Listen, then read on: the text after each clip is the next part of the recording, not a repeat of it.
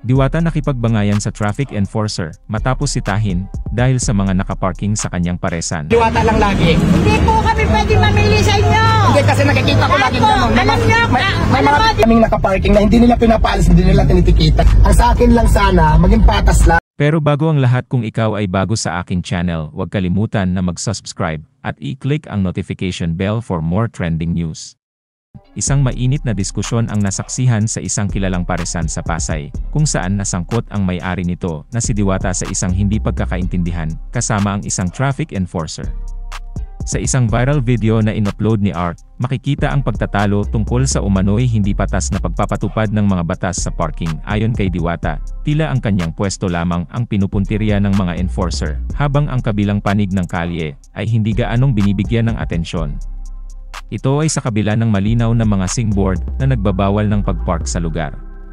Ipinakita sa video na habang mainit ang pagtatalo, itinuro ni Diwata ang mga signboard at iginiit na mayroong hindi pantay na pagtrato sa pagpapatupad ng batas trapiko. Sa kabilang banda, iginiit ng mga otoridad na pantay ang kanilang pagpapatupad ng mga alituntunin at ang pwesto ni Diwata ay talagang sakop ng no parking zone. Pinapakita sa video ang mga signboard na may malinaw na paalala na bawal ang pagpark. Ngunit ayon kay Diwata, hindi ito sapat na dahilan para siya lang ang puntiryahin. Ang pangyayaring ito ay hindi na bago kay Diwata at sa kanyang paresan. Sa katunayan, ito na ang ika-4 na pagkakataon na nagkaroon siya ng alitan sa mga traffic enforcer dahil sa parehong issue. Matatandaan na pinasara ang kainan malapit sa Senado dahil dinagsa ito ng mga tao na nagdulot ng pagsikip ng daloy ng trapiko sa kalsada papasok sa gusali ng Senado. Ani Diwata, nais lamang niyang magkaroon ng patas na pagtingin sa lahat ng mga negosyo sa kanilang lugar pagdating sa pagpapatupad ng batas trapiko. Ang video ay nag-viral agad at maraming netizens ang nagpahayag ng kanilang mga opinyon. May ilan na sumang-ayon kay Diwata at nagsabing tila may kinikilingan nga ang mga enforcer. Ngunit, mayroon ding iba na nagsasabi na dapat sundin ang batas, at walang dapat na maging exception. Narito ang kanilang reaksyon. Wala akong pinapanigan sa kanila, pero unfair man talaga kasi nakikita man Diwata sa ibang nagtitinda dyan ang mga sasakyan ng mga customer nila, ay pagbawalan din.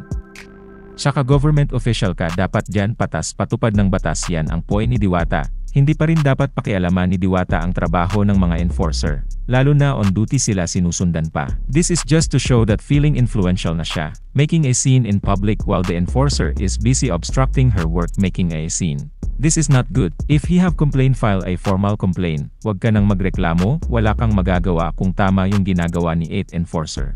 Wala kang lusot kasi may sign na no parking, kahit idaan sa korte talo ka. Ilang beses na ba nangyayari yan? Dapat matuto na kayo. Sabihan nyo yung mga may sasakyan bawal magpark kasi matitikitan. King concern kayo sa customer nyo, paulit-ulit tapos magreklamo.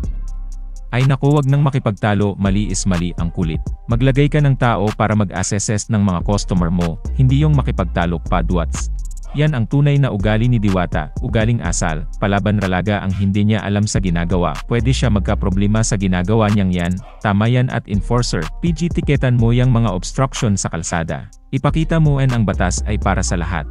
Haha, anong klasing asal yan, balutin man ng ginto ang bakal, lalabas pa rin ang kalawang. Di ba content lang yan, char? Matuto po sana tayo sumunod Diwata. Disiplina na LNG din, public road yan, main road. Ginagawa lang naman din nila trabaho nila. Matuto po tayo sumunod, basta sa batas pantay-pantay. Di mo na kailangan mag-video, hahaha.